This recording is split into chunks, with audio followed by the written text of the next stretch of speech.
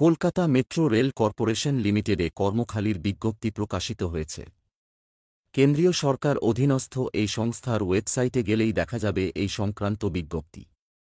সরাসরি আবেদনপত্র জমা দেওয়া যাবে। ইন্টারভিউয়ের মাধ্যমে নিয়োগ করা হবে কর্মী, অ্যাকাউন্ট্যান্ট পদে নিয়োগ করা হবে কর্মী। চুক্তির ভিত্তিতে প্রথমে 6 মাস থাকবে কাজের মেয়াদ। পরবর্তীতে এই মেয়াদ বৃদ্ধি হতে পারে।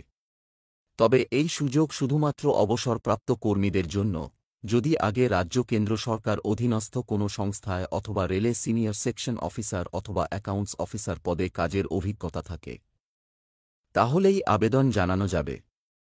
প্রার্থীর বয়স 6-2 বছরের মধ্যে হওয়া প্রয়োজন। বাকি প্রয়োজনীয় যোগ্যতা জানতে মূল বিজ্ঞপ্তিটি দেখতে পারেন।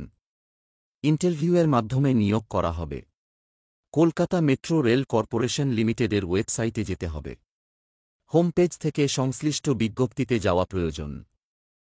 সেখানে দেওয়া তথ্য অনুযায়ী আবেদনপত্র জমা দিতে হবে বিজ্ঞপ্তিতে দেওয়া ঠিকানা। 1 এপ্রিলের মধ্যে আবেদনপত্র জমা দিতে হবে আগ্রহীদের। এই সংক্রান্ত বিস্তারিত তথ্য এবং শর্তাবলী জানতে কলকাতা মেট্রো রেল কর্পোরেশন লিমিটেডের ওয়েবসাইটটি দেখতে পারেন।